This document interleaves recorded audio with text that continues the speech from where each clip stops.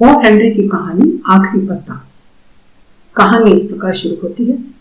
Washington चौक के पश्चिम की ओर एक छोटा सा मोहल्ला है जिसमें टेढ़ी मेढ़ी गलियों के जाल में कई बस्तियां बसी हुई है।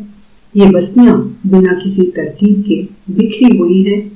कहीं कहीं सड़क अपना ही रास्ता 2-3 बार काट देती है। इस सड़क के संबंध में एक कलाकार के मन में एक अनोखा विचार पैदा हुआ कि कागज, रंग और कैनवास का कोई व्यापारी यदि तकादा करने या वसूली करने के लिए यहाँ आए तो रास्ते में वह अपने आप से ही टकराएगा और उसे अपनी उधारी वसूल करने वाला ग्राहक मिलेगा ही नहीं और उसे एक पैसा भी वसूल किए बिना वापस लौटना पड़ेगा। इस अस्त व्यस्त और विचित्र ग्रीनविच ग्राम नामक मोहल्ले में दुनिया भर के कलाकार आकर एकत्रित होने लगे। स्ट्रगलर्स और जितने भी कलाकार स्ट्रगल करते हैं वे सब यहीं पर आकर बसने लगे। वे सब के सब उत्तर दिशा में खिड़कियां, 18वीं सदी के मेहराबे, छत के कमरे और सस्ते किराए के मकान की तलाश में थे। बस छठी सड़क से कुछ कांसे के लोटे और टीन की तश्तरियां खरीद लाए और अपनी गृहस्थी बसा ली, अर्थात सस्ते और सेकंड हैंड काम चलाऊ बर्तन खरीद कर जैसे तैसे जीवन बिताने लगे, क्योंकि वे सभी स्ट्रगल कर रहे थे। एक नीचे से तीसरी मंजिल पर सू और जॉन्सी का स्टूडियो था। जॉन्सी को जोना कहकर पुकारते थे।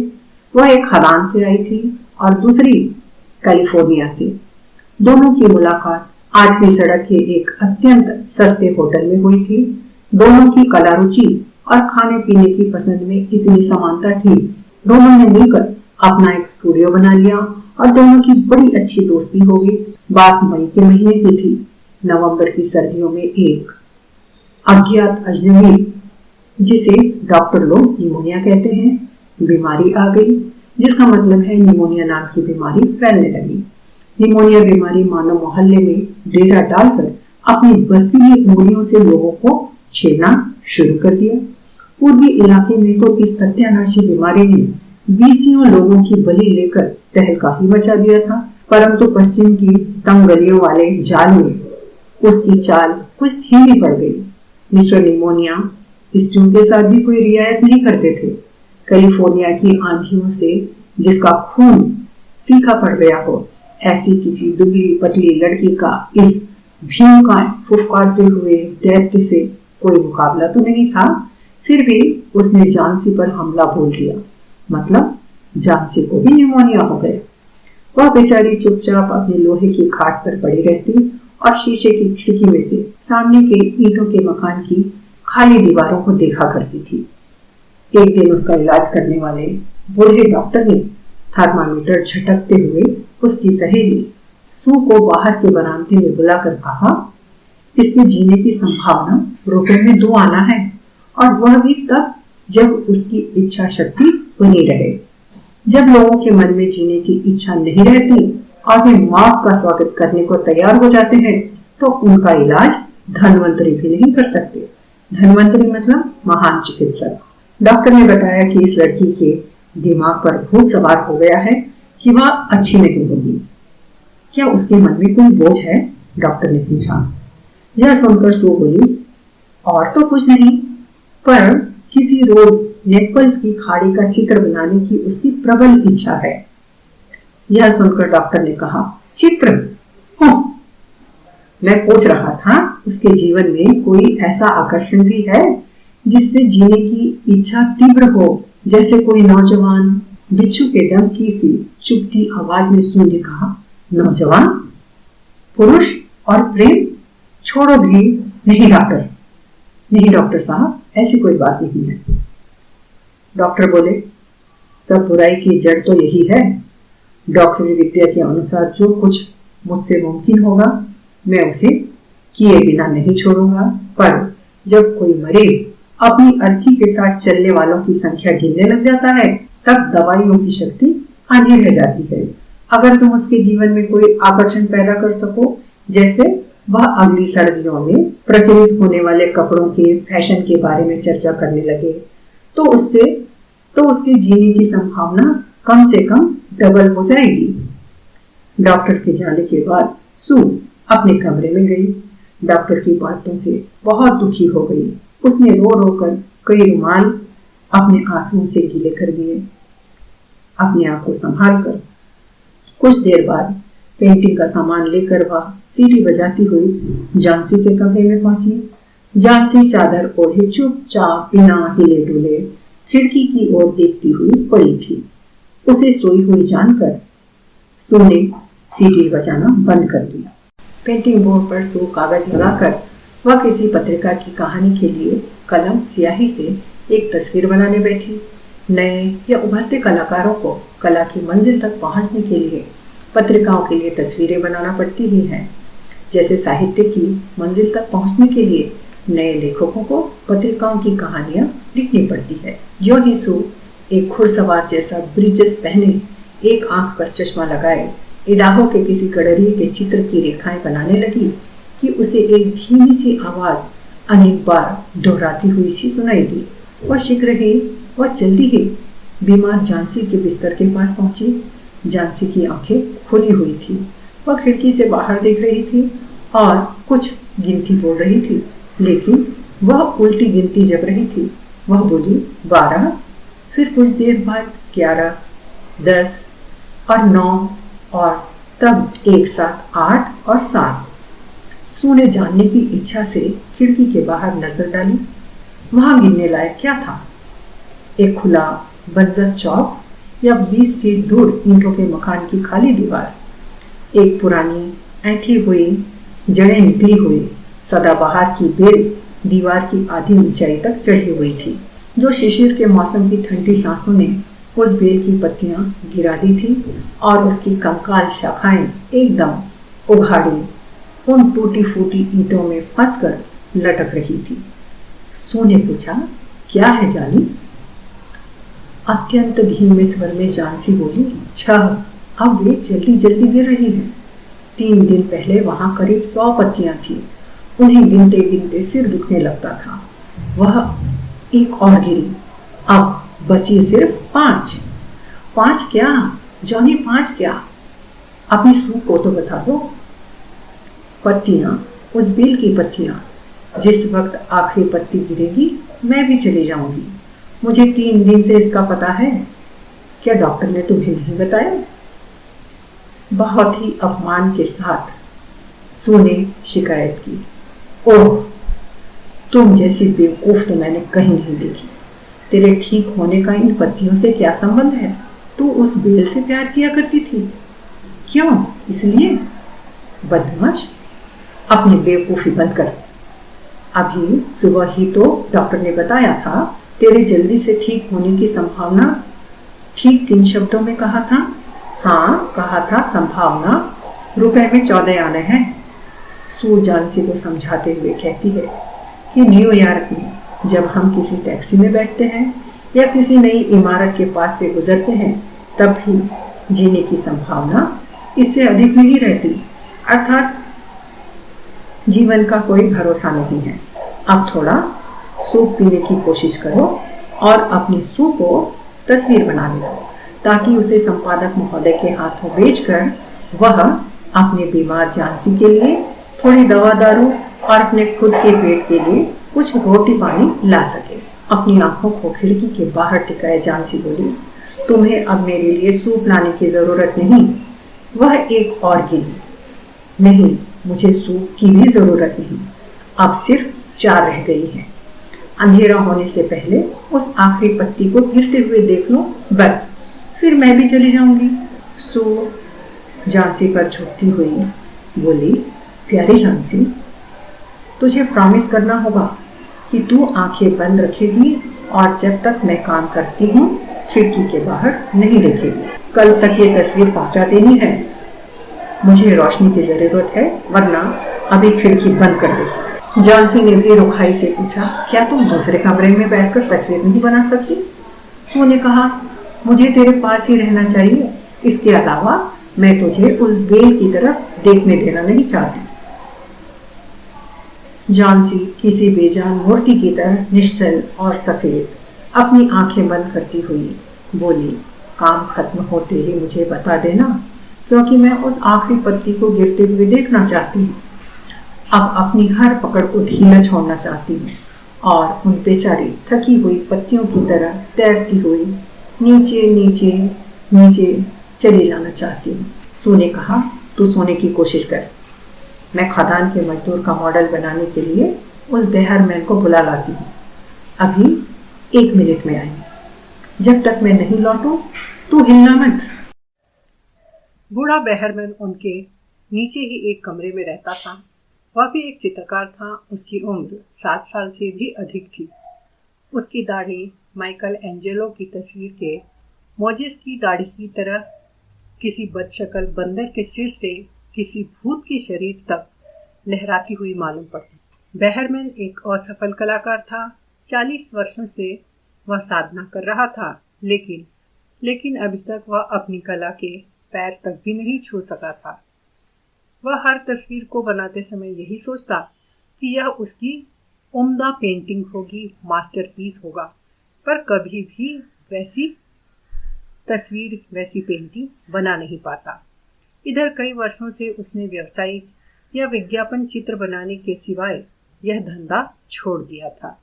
वह नवयुवक कलाकारों के लिए मॉडल बनकर, जो किसी पेशेवर मॉडल की फीस नहीं चुका सकते थे, वह आजकल उसी से अपना पेट भरता था। वह ज़रूरत से ज़्यादा शराब पी लेता और अपनी उस उम्दा पेंटिंग या मास्टरपीस के विषय में बकवास करता जिसके सपने वह संजोता था। वैसे वह बड़ा खूंखार बूढ़ा था जो नम्र आदमियों की जोरदार मजाक उड़ाता और अपने को इन दोनों जवान कलाकारों जोन्सी और सू का पहरेदार कुत्ता समझता था। सू ने बेहरमैन को अपने अंधेरे अड्डे में पाया। उसमें से बेर की गुठलियों सी गंध आ रही थी। एक कोने में वह कोरा कैनवास खड़ा था जो उसकी मास्टरपीस पेंटिंग की पहली रेखा खींचने की 25 वर्षों से राह देख रहा था। उसने बूढ़े को बताया कि कैसे जानसी उन पत्तों के साथ अपने पत्ते जैसे कोमल शरीर का संबंध जोड़कर उनके समान बह जाने की भयभीत डरावनी कल्पना करती है और सोचती है कि उसकी पकड़ संसार पर ढीली हो जाएगी। बूढ़े बेहरमैन ने इन मूर्ख कल्पनाओं पर गुस्से से आंख निकालकर अपना तिरस्कार व्यक्त किया और बोला, क्या कहा? क्या अभी तक इस दुनिया में ऐसे मूर्ख भी हैं जो सिर्फ इसलिए कि एक उखड़ी हुई बेल से पत्ते झड़ रहे हैं और अपने मरने की कल्पना कर लेते हैं? मैंने तो ऐसा कहीं नहीं सुना। मैं तुम्हारे जैसे बेवकूफ पागलों के लिए कभी मॉडल नहीं बन सकता। तुमने उसके दिमाग में इस बात को घुसने ही कैसे दिया? अरे बेचारी जानसी। सू ने कहा, वह बीमारी से बहुत कमजोर हो गई है और बुखार के कारण ही उसके दिमाग में ऐसे अजीब अजीब बुरे विचार आ रहे हैं।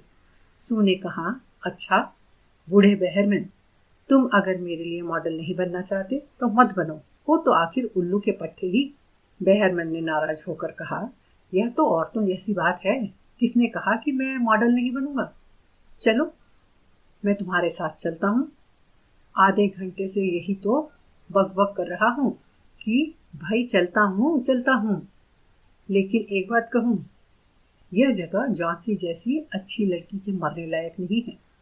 किसी दिन जब मेरा अपना मास्टरपीस बना लूंगा तब हम सब यहाँ से चलेंगे, समझी? हाँ। जब वे लोग ऊपर पहुंचे तो जानसी सो रही थी। सू ने खिड़कियों के पर्दे गिरा दिए और बेहरमैन को दूसरे कमरे में ले गई। वहां से उन्होंने भयभीत दृष्टि से खिड़की के बाहर उस बेल की ओर देखा। फिर उन्होंने बिना एक भी शब्द बोले एक दूसरे की ओर देखा। बर्फीली बरसात हो रही थी। एक केतली को उल्टा करके उस पर नीली कमीज में बेहरमैन को बैठाया गया, जिससे चट्टान पर बैठे हुए किसी खदान के मजदूर का मॉडल बन जाए। 1 घंटे की नींद के बाद जब दूसरे दिन सुबह सू की आंख खुली तो उसने देखा कि जॉन्सी खिड़की के हरे पर्दे की ओर आंख फाड़ कर देख रही थी। सुरसुराहट के स्वर में उसने आदेश दिया, पर्दे उठा दे, मैं देखना चाहती हूँ। विवश होकर सू ने उसकी आज्ञा मानी। लेकिन यह क्या? रात भर वर्षा, आंधी तूफान और बर्फ गिरने पर भी ईंटों की दीवार से लगी हुई उस बेल में एक पत्ती थी। अपने डंठल के पास कुछ गहरी हरी लेकिन अपने किनारों के आसपास थकावट और झड़ने की आशंका लिए पीली पीली वह पत्ती जमीन से कोई 20 फुट ऊंची अभी तक अपनी डाली से लटक रही थी। जानसी ने कहा, यही आखिरी है। मैंने सोचा था कि रात भर में जरूर ही गिर जाएगी। मैंने तूफान की आवाज भी सुनी। खैर कोई बात नहीं, आज गिर जाएगी और उसी समय मैं भी मर जाऊंगी। तकिए पर अपना थका हुआ चेहरा झुकाकर सू बोली, क्या कहती है पागल? अपना नहीं तो कम से कम मेरा ख्याल कर। मैं क्या करूंगी तेरे बिना? पर जानसी ने कोई जवाब नहीं दिया। इस दुनिया की सबसे अकेली वस्तु यह आत्मा है। जब वह अपनी रहस्यमयी लंबी यात्रा पर जाने की तैयारी में होती है, मित्रता से बांधने वाले उसके बंधन ढीले पड़ते गए, त्यों त्यों उसकी कल्पना ने उसे अधिक जोर से जकड़ना शुरू कर। दिन बीत गया और शाम के हल्के उजाले में भी दीवार से लगी हुई बेल से लटका हुआ वह पत्ता उन्हें दिखाई देता है। पर तभी रात पड़ने के साथ साथ उत्तर दिशा की हवाएं फिर से चलने लगी और वर्षा की झाड़ियां खिड़कियों से टकराकर छज्जे पर बह आई। रोशनी होते ही निर्दयी जानसी ने आदेश दिया कि पर्दे उठा दिए जाएं। बेल की पत्ती अब तक मौजूद थी। जानसी बहुत देर तक घी का शोरबा बना रही थी। जानसी बोली, सुड़ी, मैं बहुत ही खराब लड़की हूँ। कुदरत की किसी शक्ति ने उस अंतिम पत्ती को वहीं रोककर मुझे यह बता दिया कि मैं कितनी दुष्ट हूँ। इस तरह मरना तो पाप है। ला मुझे थोड़ा सा शोरबा दे और कुछ दूध में जहर मिलाकर दे दे। पर नहीं, उससे पहले मुझे जरा शीशा दे दे और मेरे सिरहाने कुछ तकिए लगा दे ताकि मैं बैठे बैठे तुझे खाना बनाते हुए देख सकूं। कोई 1 घंटे के बाद वह बोली, सूडी, मुझे लगता है कि मैं कभी न कभी नेपल्स की खाड़ी का चित्र जरूर बनाऊंगी। शाम को डॉक्टर साहब फिर से आए। सू कुछ बहाना बनाकर उनसे बाहर जाकर मिली। सू ने दुर्बल कांपते हाथों को अपने हाथों में लेकर डॉक्टर साहब से बोले, अब संभावना 8 आना मानी जा सकती है, अर्थात उसके जीने की संभावना कुछ बढ़ गई है। अगर इसकी देखभाल अच्छे से हुई तो तुम जीत जाओगी। और अब मैं नीचे की मंजिल पर एक दूसरे मरीज को देखने जा रहा हूँ। क्या नाम है उसका? बहरमैन। शायद कोई कलाकार है, निमोनिया हो गया है, अत्यंत दुर्बल है, कमजोर है, बुरा आदमी है और लगता है उसे बारिश की मार जोर से लगी है। बचने की कोई संभावना नहीं है। आज उसे अस्पताल भिजवा दूंगा, वहां आराम ज्यादा मिलेगा। दूसरे दिन डॉक्टर ने सू से कहा, जानसी अब खतरे से बाहर है, तुम्हारी जीत हुई। अब तो सिर्फ पथ्य और देखभाल की जरूरत है। उस दिन शाम को सू जानसी के पलंग के पास आकर बैठ गई। वह नीली ऊन का एक बेकार सा गुलबंद निश्चित होकर बुन रही थी। उसने तकिए के उस ओर से अपनी बांह सू के गले में डाल दी और सू से बोली, मेरी भोली वाली बिल्ली, तुझसे एक बात कहनी है। आज सुबह अस्पताल में मिस्टर बेहरमैन की निमोनिया से मृत्यु हो गई। वह सिर्फ 2 रोज बीमार रहा। परसों सुबह ही चौकीदार ने उसे अपने कमरे में दर्द से तड़पता हुआ पाया था। उसके कपड़े, यहाँ तक कि जूते भी पूरी तरह भीगे हुए थे और बर्फ के समान ठंडे हो रहे थे। कोई नहीं जानता कि ऐसी भयानक रात में वह कहाँ गया था, लेकिन उसके कमरे में एक जलती हुई लालटेन, एक नसैनी मतलब सीढ़ी, 2-4 ब्रश और फलक पर कुछ हरा और पीला रंग मिलाया हुआ मिला। जरा खिड़की से बाहर तो देख, दीवार के पास की उस अंतिम पत्ती को। क्या तुझे कभी आश्चर्य नहीं हुआ कि इतनी आंधी और तूफान में भी वह पत्ती हिलती क्यों नहीं? प्यारी सखी, यही बेहरमैन की उत्कृष्ट कलाकृति मास्टरपीस है। जिस रात को अंतिम पत्ती गिरी, उसी रात उसने इस नकली पत्ती का निर्माण किया। उसने उसी रात इस पत्ती को पेंट किया। इस तरह यह कहानी यहाँ पूरी होती है कि जानसी की जान की चिंता में बेहरमैन ने अपनी जान जोखिम में डाल दी और दुनिया वाले बेहरमैन को शराबी, नाकामयाब, खूंखार बूढ़ा कहते थे। दूसरी बात यह कि जीवन में हम जो पाना चाहते हैं उसके लिए हमें एड़ी चोटी की मेहनत लगाना चाहिए, नहीं तो बैरमैन की तरह मरने के बाद मास्टरपीस तैयार हो पाता है और उसका पता हमें चलता भी नहीं।